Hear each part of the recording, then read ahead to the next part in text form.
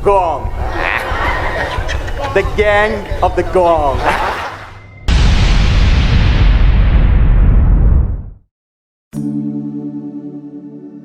Pulau Bali merupakan salah satu dari kepulauan Indonesia yang terkenal sampai seluruh dunia. Terkenalnya Pulau Bali ini terutama pada bagian pariwisata dan keberagaman budaya yang unik menjadi daya tarik tersendiri bagi para wisatawan yang ingin melihat secara langsung Pulau Bali dengan keanekaragaman budayanya. Kota Denpasar, ibu kota dari Pulau Bali, yang menyimpan berbagai budaya kesenian di dalamnya. Salah satu aktivitas kesenian yang masih berjalan di bidang musik tradisional di kota Denpasar ini ialah musik genggong. Om Swastiastu, nama saya Imadi Wardano, jadi di YouTube sering dibilang Bliciat. Jadi sebetulnya saya merasa bangga bahwa di daerah saya sendiri, di Denpasar, ada yang dinamakan instrumen genggong. Jadi banyak yang tidak tahu ternyata di kota yang betul-betul kompleks ini, ternyata ada instrumen yang sudah berkembang sejak zaman dulu. Nah, kebetulan kakek saya, Iketut Regen namanya, dia dipanggil Pekak Danjur. Jadi dia ternyata sudah melestarikan genggong yang dia peroleh ketika dia bertemu sama temannya. Nah, dia membentuk sebuah komunitas itu dan ternyata menghasilkan sebuah grup seni musik genggong yang sampai sekarang kita rekonstruksi dan ternyata bisa diminati oleh anak-anak muda. Nah, saya sebagai penerus daripada genggong pego ini akan mencoba melestarikannya bersama anak-anak kecil, di mana kita sudah membentuk sanggar yang dinamakan dengan Sanggar Kak Danjur. Nah, dari mana genggong pego itu berasal? Menurut beberapa sumber, termasuk dari kakek juga, kemudian dari pak tutnya saya sendiri juga, genggong pego itu sebetulnya mereka pernah mendapatkan istilahnya koneksi dari seseorang di bukit, jadi di bukit di Jimbaran ini. Nah, semenjak itu Kak Danjur sendiri membuat komunitas genggong yang secara bersama-sama membentuk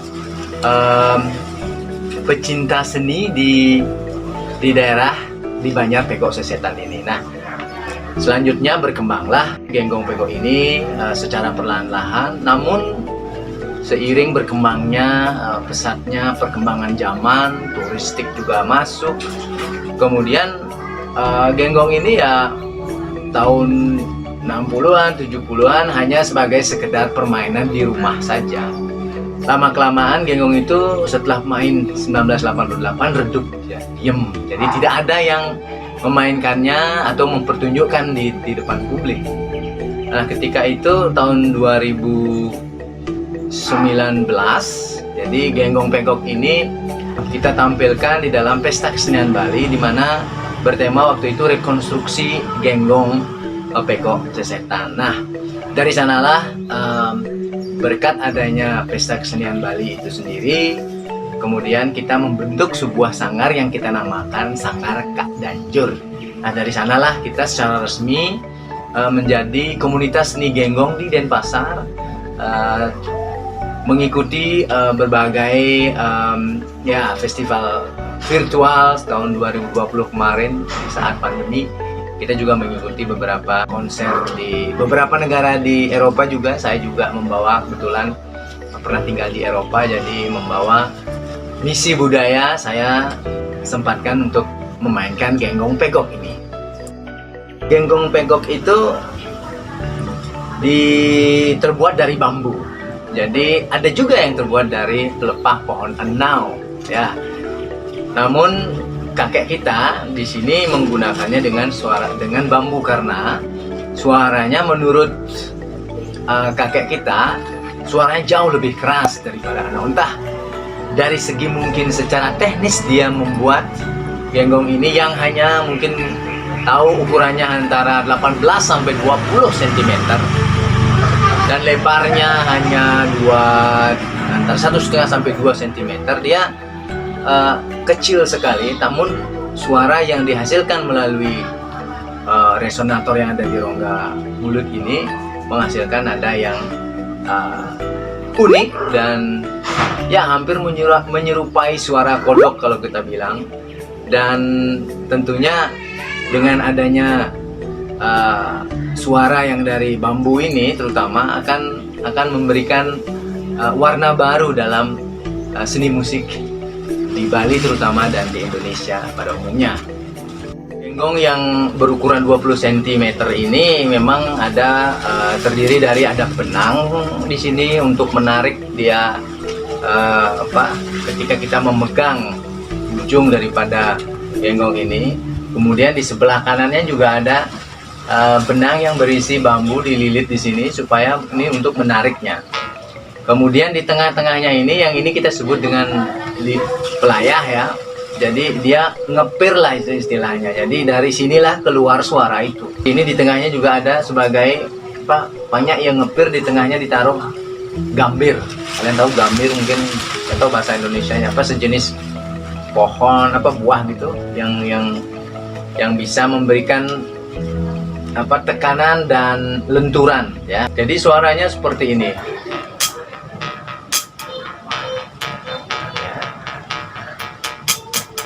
Nah, itu kalau saya menempelkan genggong ini di bibir, jadi tekniknya memang harus di bibir ya.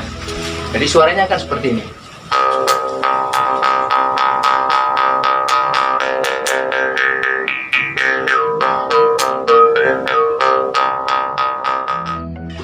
Inilah cara secara fisik kalian bisa melihat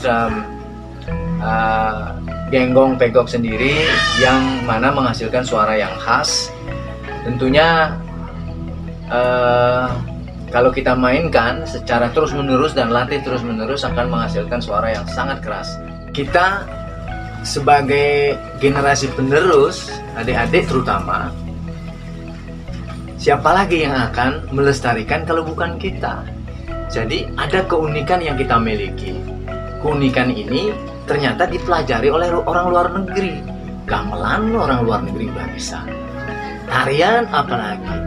Kesenian-kesenian yang kita punya ini, yang tradisional ini, itu dicintai oleh Eropa, dicintai oleh publik dunia. Kita sebagai generasi penerus kan seharusnya kita, wow, dia mencintai budaya kita. Kenapa kita tidak mencintai budaya kita sendiri? Nah, ini adik-adik terutama penting kita melihat bahwa genggong ini salah satu daripada kasanah budaya, seni warisan leluhur, di mana genggong pegok ini juga menjadi warisan warisan budaya tak benda yang sudah dimasukkan oleh Kementerian Pendidikan dan Kebudayaan pada 2020 dan 2019 yang lalu ya. Jadi sudah ada pelestarian, jadi sudah ada inventarisasi dari Kementerian Kebudayaan. Nah, untuk itulah adik-adik terutama mari kita bersama-sama mencintai salah satu di antara kebudayaan, warisan budaya yang kita punya. Dan kita bersyukur terutama di Bali ini, terutama anak-anak muda dan anak-anak kecil, termasuk pembinaan seni juga sangat masif melakukan pelestarian budaya. Dan tentunya marilah kita bersama-sama menjaga kebudayaan kita. Kalau kita tidak mencintai budaya, sayang kan, budaya kita akan hilang loh. Mari kita mencintai budaya kita sendiri. Terima kasih.